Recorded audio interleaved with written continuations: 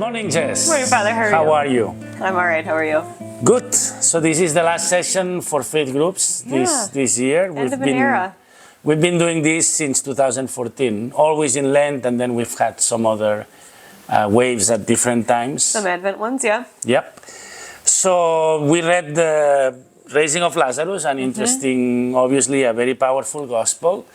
And the third of these RCIA Gospels that I think we should read every year, regardless of whether we have candidates, catechumens or not. I think we should read it. It's an old tradition, and I think these three are very, very powerful Gospels. Another encounter of Jesus, this time with Lazarus, his friend who is dead. The Gospel tells us several times. He really is dead. Really dead. This point about the 4 days that the Gospel repeats several times, which is to make sure that the audience knows that 4 days is what it took to certify somebody's death. Yep. I really enjoy when his sister even tells him, Lord, by now, he's not going to smell very good. He's really dead. Yeah. And that's the idea, no? That what I think I tried to say, that I think it was more clear today than yesterday, Saturday, is that death may be a metaphor for us, as the point of the homily was, that we have to come out of our own tombs, but there is no metaphor in the gospel. Jesus is really raising someone from the dead. There is no metaphor there. I think it's trying to tell us that Jesus had this power. What do you think should be useful for our groups to discuss today? Well, when you were preaching at the 10, I was looking at the image on the screens, and for some reason really reminded me of Jesus' descent into hell on Holy Saturday when he goes to the people with Abraham and tells them to come out. And for me, it's that was really a foreshadowing for what he's going to do on Holy Saturday. I don't know if there's anything to that, but that's what there is. Yes, this and lots of foreshadowing of the passion and resurrection, passion, death, and resurrection of Christ in this reading. There were several instances, sentences that are there because they echo the passion. When the thief asked Jesus, couldn't you save yourself and us? And they asked him to Jesus, couldn't he do something for his friend? Or the description of the tomb, exactly how the gospel is going to describe the tomb of Jesus himself. There was another one when Jesus asked, where did you lay him? And that's what some Mary Magdalene is going to ask about Jesus as well.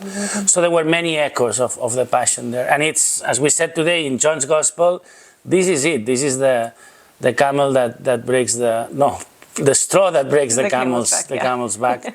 This is it. This is the reason why it says in the next 3-4 verses that this is the reason why this is when they decided to high priests and the Pharisees decide to convoke the Sanhedrin, the high council, and to condemn Jesus. Yeah, without a trial, actually. What else do you think is useful about today? This is a hard one because it's lengthy and it really speaks for itself, to me at least. One thing I told you that then didn't make it to the homily, but I think you found it interesting. The verb used to describe the weeping of the people, the sisters and the people, is different than the verb used for Jesus. For Jesus, when he weeps, is a very soft weeping, like shedding tears. Whereas the other one, the one used for the crowds, the weeping, English uses in both occasions weeping, but it's much more wailing out loud. And I thought it was interesting. It didn't make it to the homily because you cannot mention everything, but I thought it was interesting how the despair with which others approach death and the calm way in which Jesus does it. Of course, he knows what he's going to do, right? But at the same time, I think Jesus would approach death in a less dramatic way than we probably do. Yeah, but he still allows himself to be human and to. It says Jesus wept. He allows himself to be human and feel those human emotions. When it even comes to the point of saying in a very strong expression in Greek that in English is translated as he was deeply disturbed. And I think he's deeply disturbed at the lack of understanding around himself, Right. from his disciples, from the crowds, even from his Yeah, friends. especially poor Thomas. He just kind of resigns himself to, all right, I guess we're going back to where they're trying to kill you, so let's go.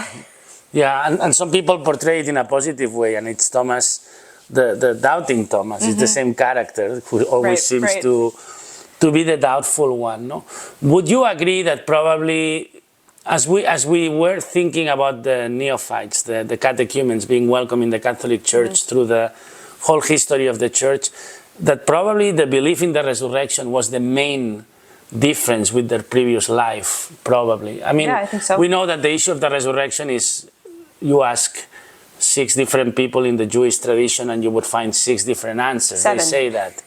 They say 7, yeah. So probably this was the biggest doctrinal aspect that would be a novelty for Right, their lives. No? because it goes against the nature that we can experience around us, right? Something supernatural. There was a part of the homily, obviously the first reading says, Ezekiel the prophet says, I'm raising you out from your tombs, which is what I preached about, but then I forgot to mention the citation in the last version of the homily at 10 a.m.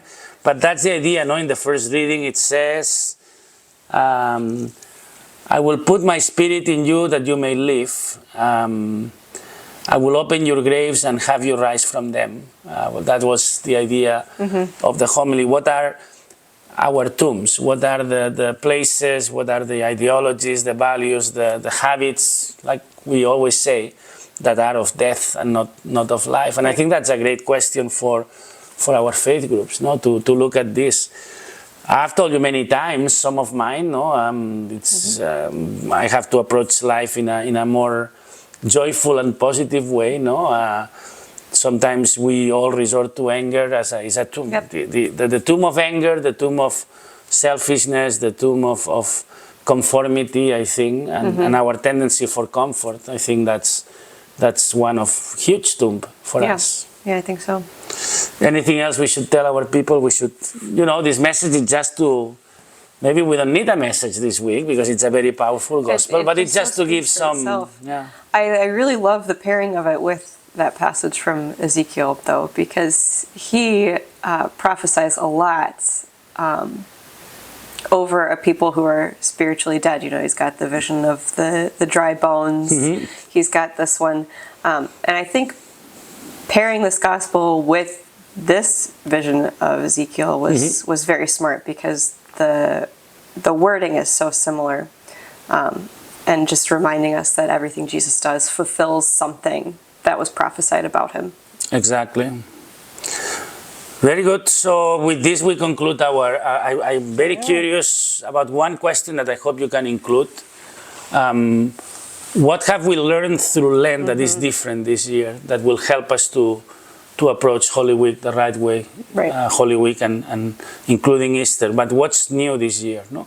Yeah, what's going to carry us through and even beyond Easter? It's just like when you make a New Year's resolution and you fall off the wagon in 2 weeks, but what has changed? For me, I have understood more that is a pilgrimage and a journey more than other years, because we start very simple. We start very symbolically with giving up something and deciding to do something small, and then you see how, especially with these amazing readings, these encounters of Jesus, these healings, this power that Jesus shows, it's not a joke, it's not an anecdote anymore. Right. It really calls real for a great transformation. No? And I want to ask about that, if we all experience that, and what was it specifically? Yeah. It's my last faith groups at Sacred Heart, that's for sure. Yeah, I know. Don't do that. It is what it is. It's part of what I was feeling about today's gospel, no? That it will be the last faith groups, it will be the last Holy Week, it will be the last Easter, and everything comes to an end, and you know that. Yeah. Yeah, it's been rough sitting there in the sacristy being like, oh, this is our last Lent with last, you. Or Sue and I were talking about the Easter fire, and we were getting upset over your last Easter fire. And it's very interesting, because 6 years ago I thought it was the last Easter. I remember thinking this could be it. So we got some more years. Anyway, thank you for being part of this, and hopefully this was useful to you and to your growth as a Catholic preparing, as a Christian preparing for Holy Week, and it's been a pleasure to do this with you. This has been fantastic. Yeah, we have some bloopers. We have some bloopers. Yeah, You told me that maybe we should put them together and have something. We'll see. We'll see. Maybe for Easter. Yeah, maybe not Palm Sunday. Maybe after. Very good. So thank you. Well, it's been a pleasure, Father. The honor has been all mine. Thank you very much.